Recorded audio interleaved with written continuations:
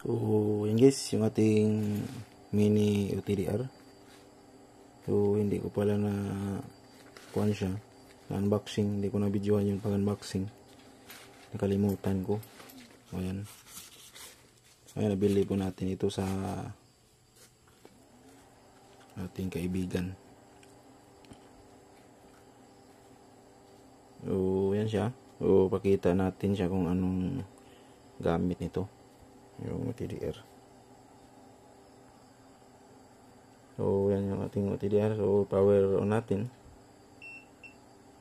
Meron itong marami itong kagamitan. So, pwede siyang pang testing ng USB cable. Pwede siyang pang testing ng USB cable. Yan yung kanyang remote RJ45. Ayan. Ayan. So, naka-open na siya. Naka-on na siya. Ito maraming mga settings dito. Kung nakikita nyo, meron siyang 10 settings. Yan.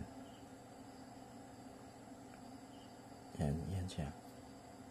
Yung mga settings niya.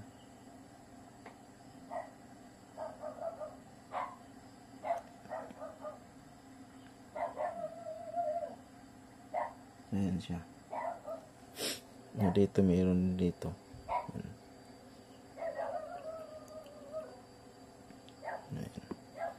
So dito guys, yan, file manager yan. Meron yang file manager. Yan, merong SD card.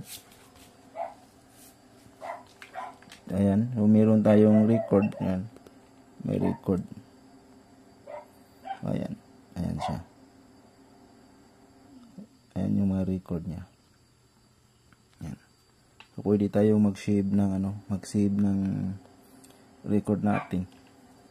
Ito yung kagandahan ng mga itong device. Kasi pwede tayong makapag-record dito. Ayan. So, nakikita nyo, meron tayong dalawang naka-record. Ayan. Dahil tinisting natin siya kanina. So, ito yung kanyang record niya. Ayan. Oh, ayan siya. Ayan yung record niya. Ayan, nilagyan ko ng pangalan. Ito ang kuha nito, ang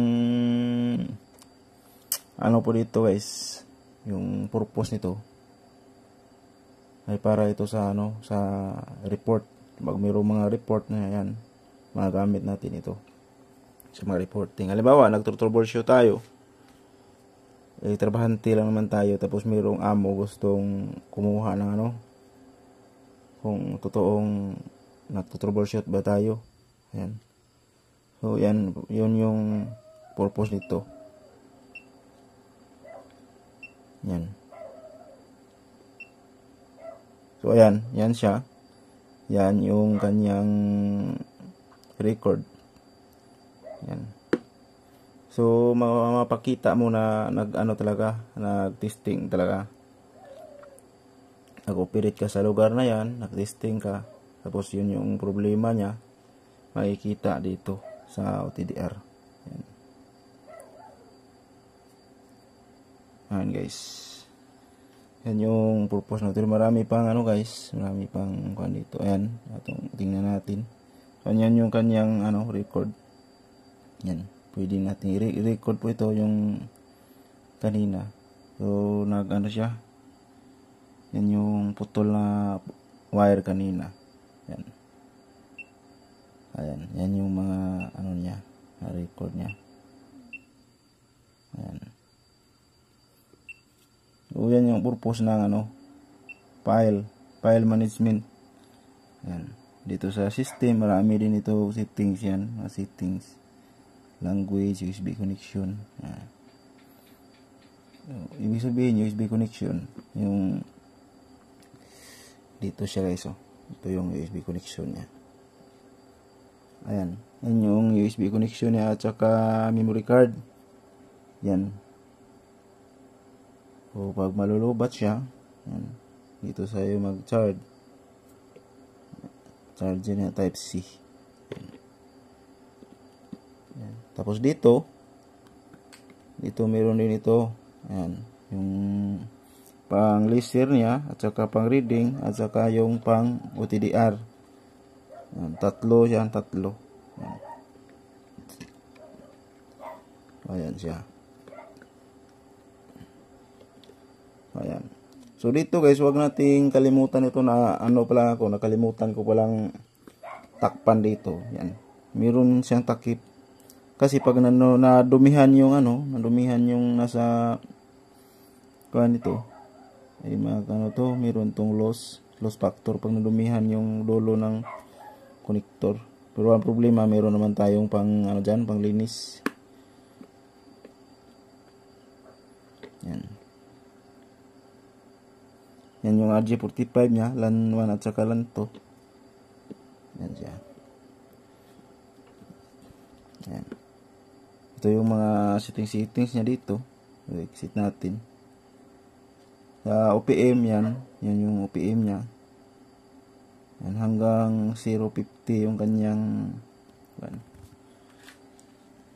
OPM.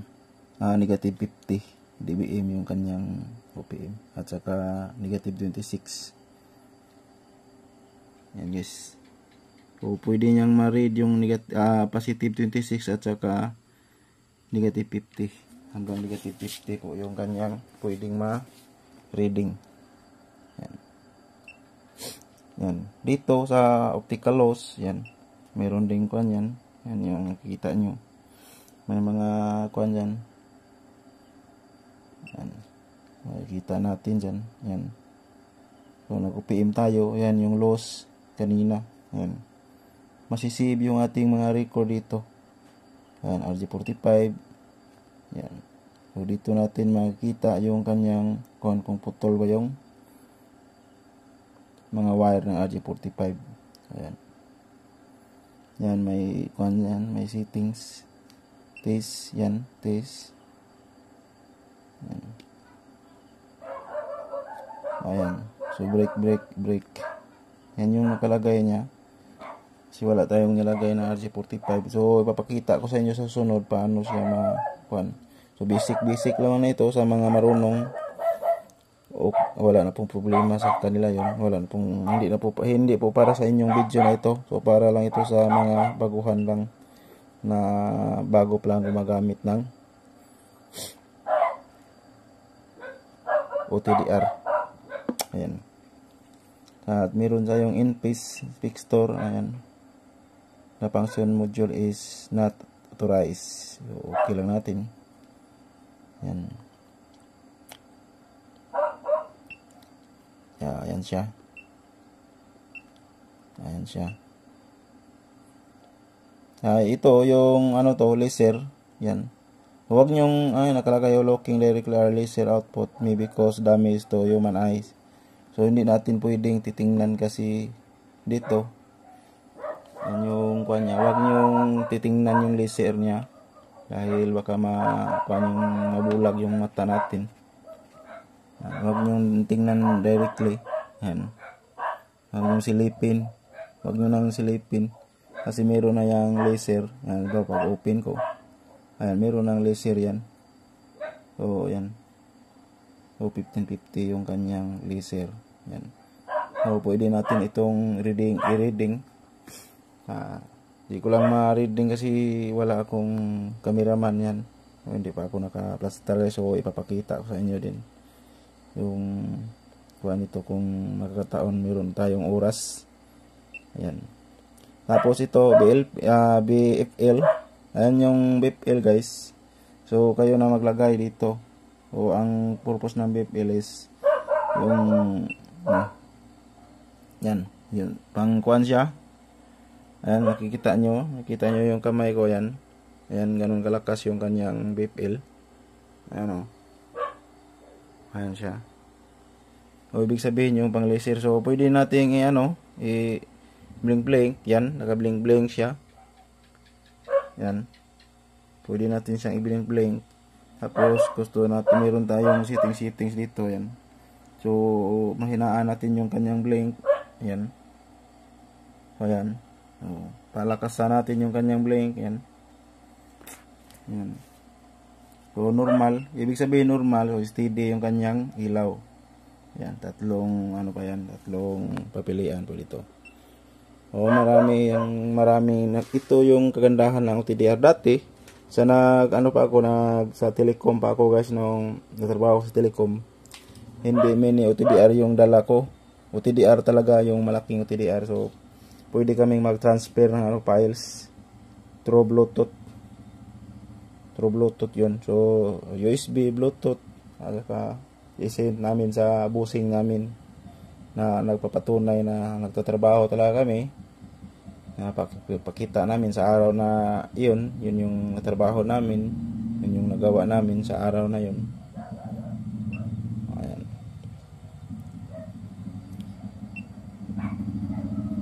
Ayan siya.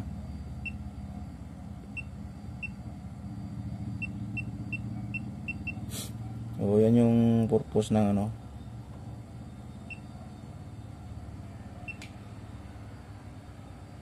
ang purpose ng hindi pala kung yung napindot natin. So, ayan. So, close natin. Ayan, nag-off na siya. Exit natin siya. So yun guys, yun yung kagandahan ng OTDR. So pag guys, saya pakita natin yung sample. Ayan. Takpan muna natin ito. Pakita ko ng sample guys. Ayan. So, pakita ko sa inyo. Tayo ng cable. Ayan. So, masyadong mataas yung video natin. So, ikuha na natin ito. Part 2 na lang ito. Ayan. Kung paano tayo mag-save ng files o yung record natin sa pag-OTDR natin guys. Ayan. Para mayroon tayong ipapakita. Halimbawa, natatrabaho tayo, busing, ito yung namin, sinik namin. Ito yung putol dito. Yan. Pwede natin siyang ipapakita. Yun yung kagandahan ng OTDR.